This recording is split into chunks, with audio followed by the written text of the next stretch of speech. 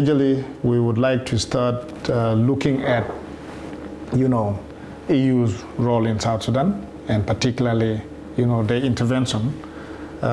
What were the most rewarding and most challenging moments for you as EU ambassador in South Sudan during the period that you've been here? All right, thank you very much, and thank you for this opportunity to raise and discuss some of these issues, the experience at the end of my 3-year tenure now in South Sudan.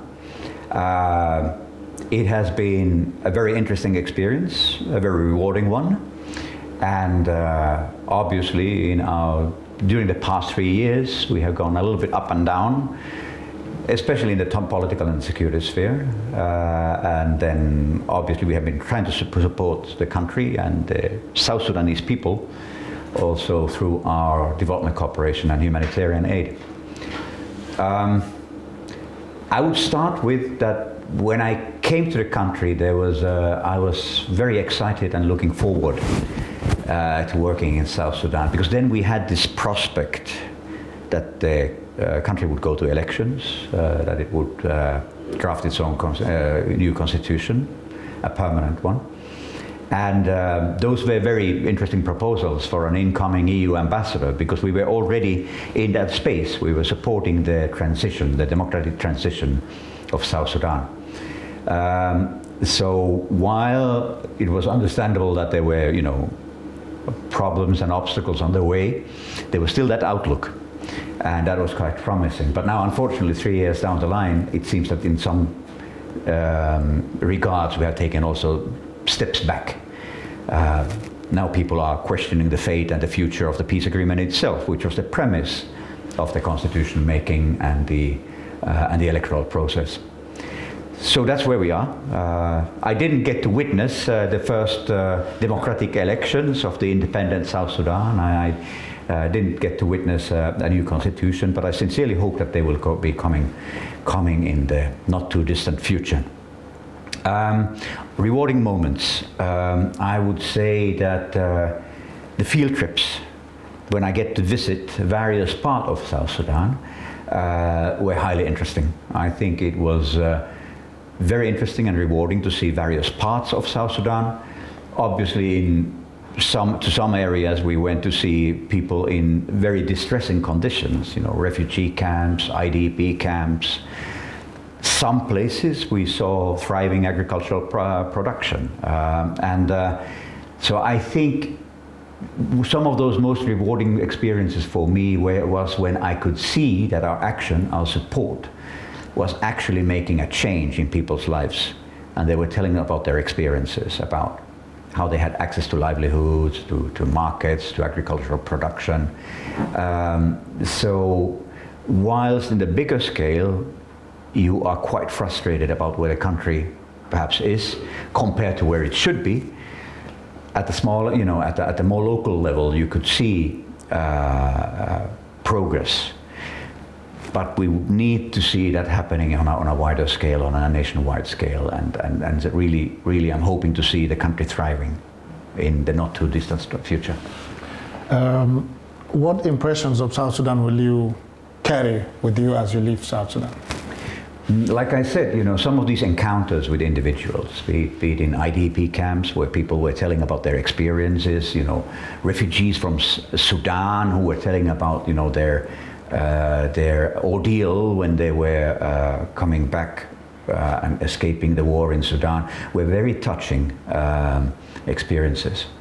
So there were many of these kind of things. Some of the cultural engagements, oftentimes you are received in a location, and then you have the traditional dances and so. I've jumped the bull a couple of times. I visited a cattle camp, a couple of times. Very interesting, because it's such a different kind of a way of living and culture than from where Europeans normally come from. But I see very touching has been also to see the natural wealth of this country, especially the biodiversity. When I saw the Great Nile migration of these hundreds of thousands of antelopes, that was mind-boggling, just unforgettable. Some of the resources that South Sudan has are difficult to imagine that they even exist. Would you describe, how would you describe the European Union's overall contribution to peace, stability, development in South Sudan during your time?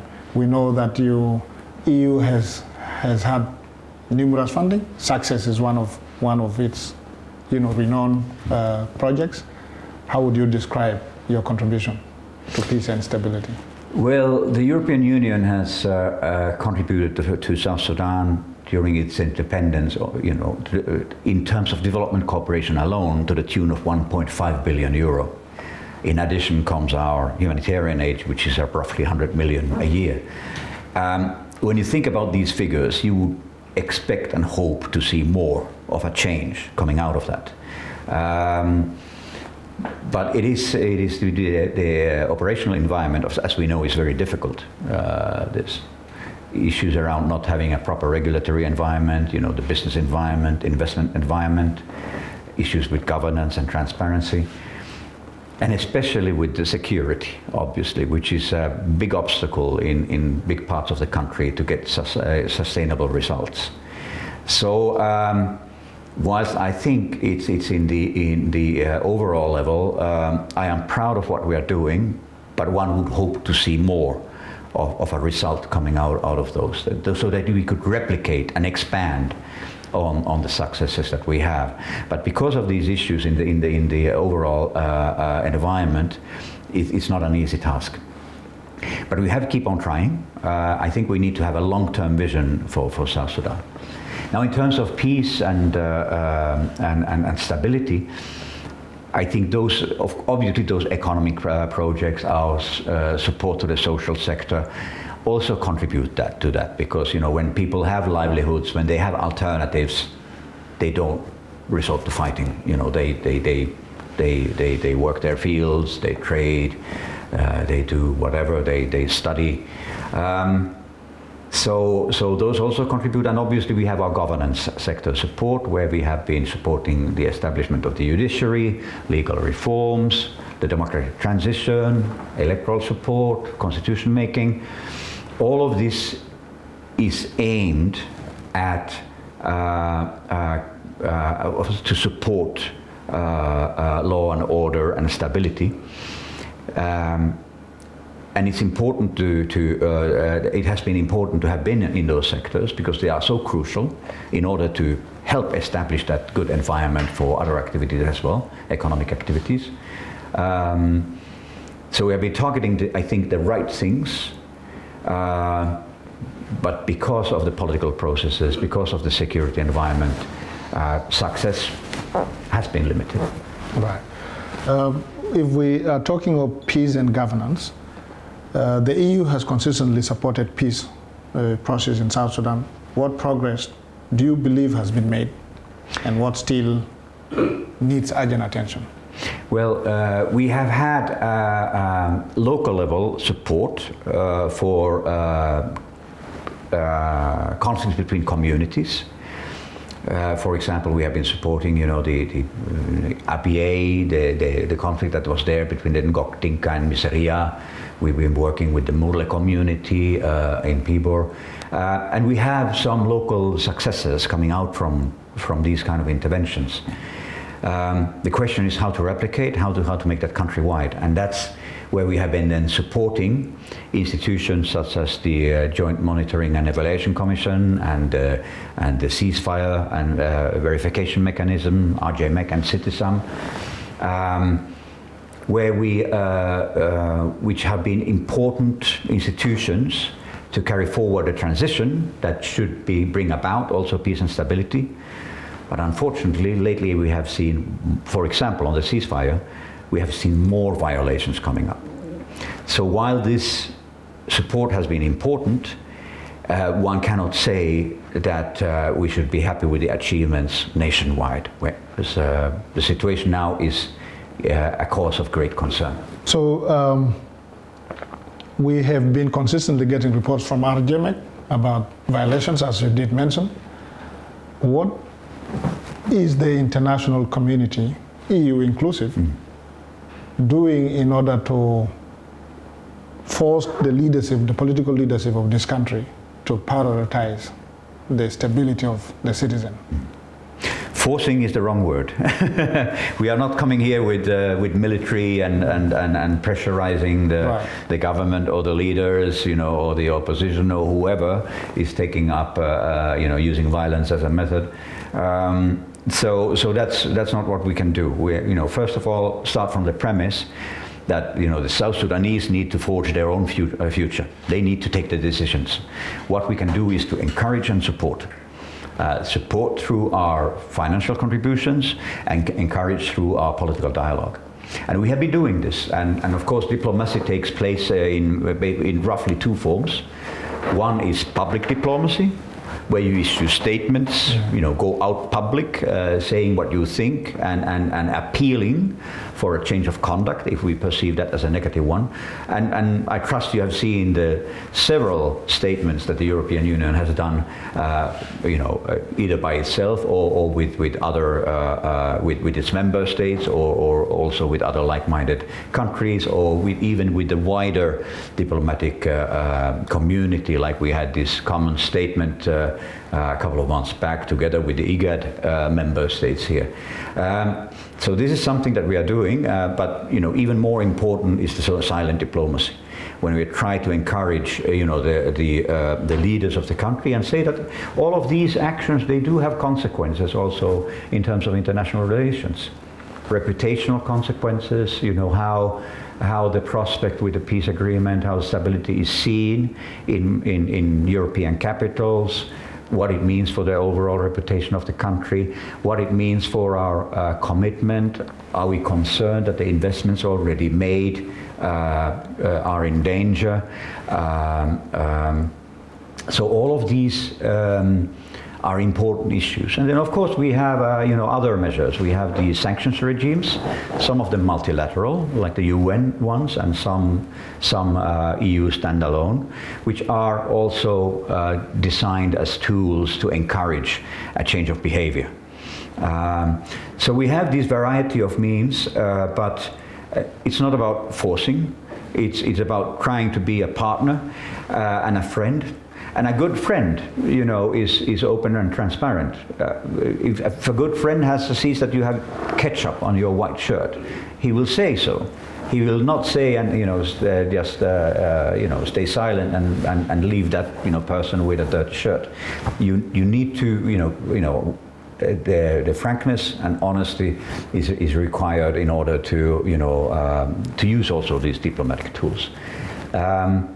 So those are some of the means that we have been, different channels that we have been using, and obviously some of our engagements are also in terms of civic education and supporting civil society also to play their role, or the media to play their role in the society.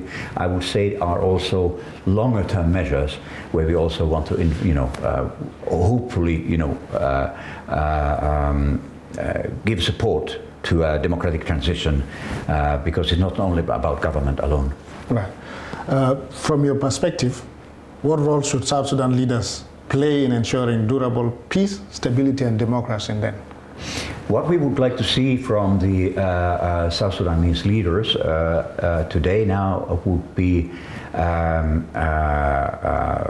the halting of unilateral actions, and respect of the peace agreement and the ceasefire. So to go back to the letter and spirit of the peace agreement and convene, and then forge a new consensus on the way forward.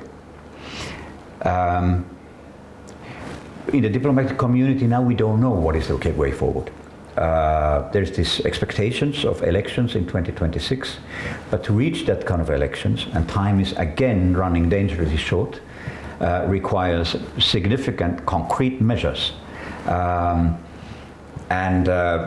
This might require compromises, or if there's an alternative way of going forward, we need to have a consensus. We need to have a mutual understanding of how South Sudan moves forward, also on the political front, and it would be very helpful for the international partners to South Sudan to know what is the plan, and of course for us the plan needs to be an acceptable one, which means that it would need to respect the peace agreement. Let's look at the economic and development cooperation. The EU has invested in areas such as agriculture, education, and of course health. Which of these do you believe has the most viable or visible impact on the communities? It is difficult to compare, and it's because these actions are different in nature, and investment in health and education will bear fruit only in the longer term. They are extremely important because without a healthy population, without an educated population, it's very difficult also to get economic growth, at least economic growth that would serve a wider range of the population. Unfortunately, in these areas, we have been, the donor community have been, bearing a big part of the finances of the social sector. And our appeal to the government has always been that, please come in with your share, provide these services to your people.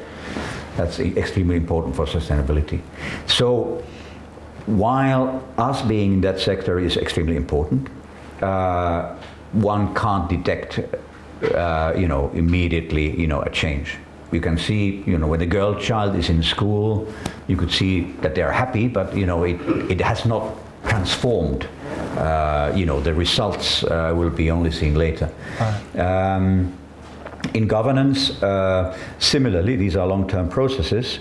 And we were ready, for example, to go to electoral support, but then because of the political environment, we are not in a situation where we are seeing progress. So here it's conditional to more overall processes, and we play a supporting role. I think where I see the most concrete changes is in our support to green and resilient economy, and particularly agriculture, where you can see, and partly trade, where you can see how it's concretely benefiting people today, in terms of that they can, provide food for their own family and also for trading. Right. So I think those have been some of the rewarding experiences I've had when I've seen this happen. Yeah. What opportunities do you see for South Sudan to strengthen trade and economic cooperation with the European Union? The opportunities are there, and oftentimes when I meet with political leaders, there is a call for more trade and investment. South Sudan has tremendous natural resources. It's not only about oil, it's about minerals that are largely untapped or mismanaged, like the gold industry. And then there's the agricultural wealth. And obviously, when you talk about tropical goods, Europe and a country like South Sudan would not be in a competition because we don't produce the same food items. So there's all these opportunities are there. The issue is that we would need to have the economic growth starting in South Sudan, and for that we need a conducive investment and trading business environment, and we don't have that. So what European business and investors are lacking is basically interlocutors with whom they could start this. And of course there's disadvantages that South Sudan has as a landlocked country, but I think these would be surmountable if there would be peace and stability and rule of law. Yeah. How important is regional integration? We are talking of the East African Community, IGAD, the AU for South Sudan's development from the EU's perspective. At least you've had that experience in the EU. Yes, indeed. Regional integration is something that European Union strongly believes in. It has been extremely beneficial for Europe and Europeans. Europe would not be the economic powerhouse it is today without that economic integration. We are, depending on how you count it, we are the second or the third biggest economy in the world. So we believe in regional integration, also in terms of providing freedom and liberties for people, in terms of freedom of movement, for example, which is something that where Europeans tangibly feel in a very tangible way the benefits of integration. So yes, we believe in it, and in economics, from an economic point of view, you have the economies of scale. So when you have larger areas where you could freely trade and invest, and the rules are the same, it's much more interesting for investors. So I think South Sudan has a lot to gain by integrating and pursuing regional integration in the East African market and East African community. And in fact, the European Union has been supporting South Sudan in these endeavors. We had earlier a program where we were working on supporting so that South Sudan could implement the common agenda and the rules of the EAC. And we have been supporting also at the smaller level, for example in Timo level, with the customs, setting up customs systems in place. So I think regional integration is the way to go. And I think South Sudan has a lot to benefit from it. Right. So on humanitarian and human rights, we would like to ask, South Sudan has, of course, faced a recurring humanitarian crisis, which you did mention from the beginning of our conversation. How has the EU adapted its support to meet the evolving needs of the people? Well, we have been trying to be flexible. European Union is not known for flexibility. I admit that. We are a bureaucratic organization, but that bureaucracy is basically, in the interest of having good governance and being accountable for taxpayers' money. But we have been trying to respond to these needs when they emerge. First of all, through our humanitarian aid, where we have had additional funding coming in because of the floods, because of the cholera crisis, because of the refugee issues. And also in our development cooperation, we have actually diverted or transformed some of our regional funds to respond to the refugee and returnee influx from Sudan. So we have been supporting education and health services for the people who have returned to South Sudan or the refugees, and also the opportunities for livelihood creation for them. So we have done these, used the opportunities that we have in our instruments to do these kind of things. In human rights, we have our own dedicated programs where we support those. And of course, human rights is again a long-term endeavor, where you have different aspects. You have the responsibility of those that hold power and hold authority to respect and uphold human rights, and then you have the people who have those rights that should be respected. So you try to support both sides, both the demand so that people are aware of their rights. This we do through our civil society support, for example, and then also support the authorities to implement, hence our support to the judiciary, for example. Still on the human rights, the EU has often spoken on issues of human rights and of course civic space. What message would you leave with South Sudan on the same issues? The message is very simple, to uphold the respect of human rights. It is true that the human rights reports from South Sudan often make sad, sometimes shocking reading. When you, for example, read about cases of sexual and gender-based violence and what happens to women and children in these conflicts that take place in parts of the country. So many of these violations stem out of the conflict environment. At least the most flagrant and most shocking cases come out from there.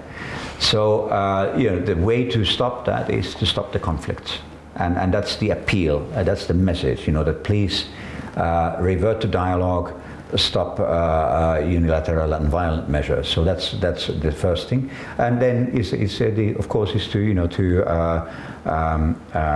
respect people's rights. Not to throw them into jail without due recourse to law.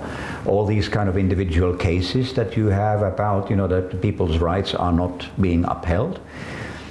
But then also to have the longer-term focus of building up the institutions that then safeguard and guarantee that the rights are there. Okay, we're coming almost to the end of our interview. I have 3 questions to ask. I know you have mentioned about the peace, overall peace in the country. And of course, our premise for the peace is the revitalized agreement. What appeals would you like to make to the revitalized agreement on the resolution of conflict in South Sudan parties to reinforce their commitment to peace, reconciliation, and of course, the full implementation of the peace agreement? Well, first is to refrain from further unilateral action and go back and respect the peace agreement.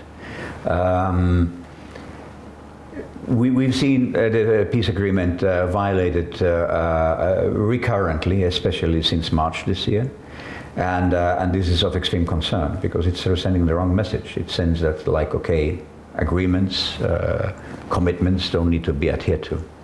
So we need to revert back to the peace agreement. If there's legal issues to be sorted, then they need to be sorted in a transparent manner, in a way that respects the country's laws and rules and regulations. So going back to the peace agreement, all parties to the peace agreement should go back to the negotiating board, negotiating table, and start discussing of how to get the peace agreement back into track. I admit that the peace agreement is a complicated document. There's a lot of detail. It's challenging to implement it. But now it's the instrument that gives legitimacy for the governance structures in South Sudan and for the power sharing understanding that is in the country. So we from the European Union side need to see it respected. It can be modified. It has been modified. And it's for the South Sudanese leaders to agree on the way forward. But it requires consensus. It requires common understanding. I don't see the country being at peace without getting there. Second last question. I would like to ask your own, opinion and your own conscience. The international community, EU inclusive, have invested a lot into this country since really the peace agreement, the first peace agreement, CPA.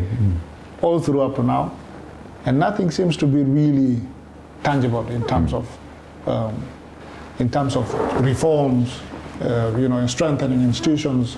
The commitment does not seem to come from the side of the government. Money continues to flow, nevertheless. As King Media, we have done a couple of documentaries, project success stories of NGOs that we've been hired to do documentaries. And there's also the conscience that tells me that without this funding, life could have been even worse for the common man. I would like to know from your own conscience, this funding, this investment that the EU and the rest of the international communities put into this country, is it not going to literally make the government neglect their own responsibility, that because they are supposed to deliver services to the people? Now, if the international community is coming in and deliver the services, they will be like, okay, let us fold our hands. So I just want to hear your own perspective. That's an extremely important and good question. The aid dependency in South Sudan is at a level that I have never seen before in my professional career in various countries that I visited. So we are struggling with a dilemma. When I read the history about South Sudan, I kind of understand where it came from. It's, with Operation Lifeline Sudan, massive aid was needed here because of the situation then. It was airdropped, which is expensive. And then that somehow, my reading is that somehow then continued after the CPA and into independence.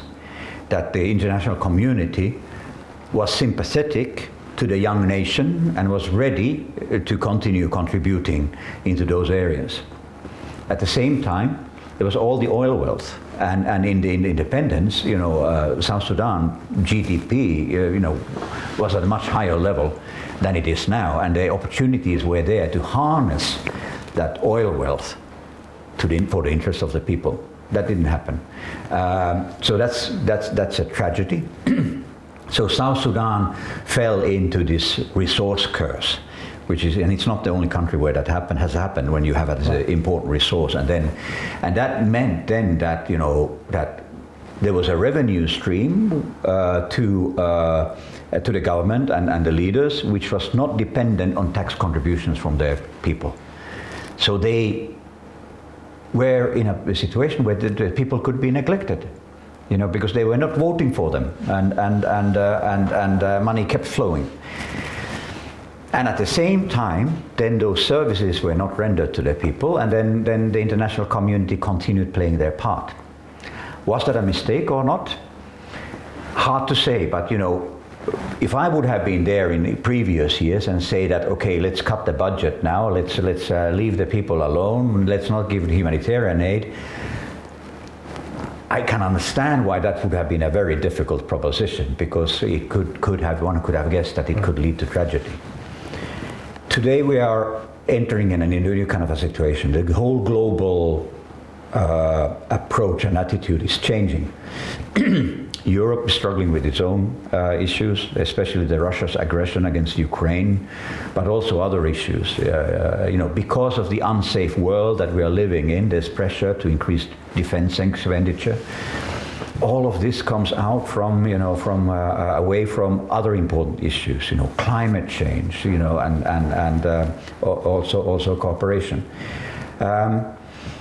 Same is happening in other countries. We have seen some of the international partners of South Sudan changing their way of working.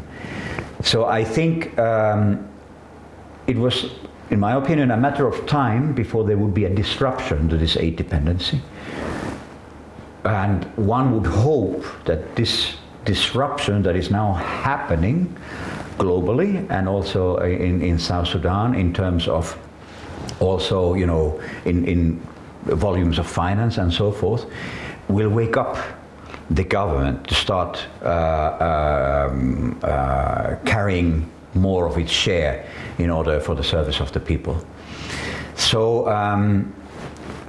one can say, are we, and that's a question in development policy literature, what are the unwanted or misguided consequences of aid continuing to flow?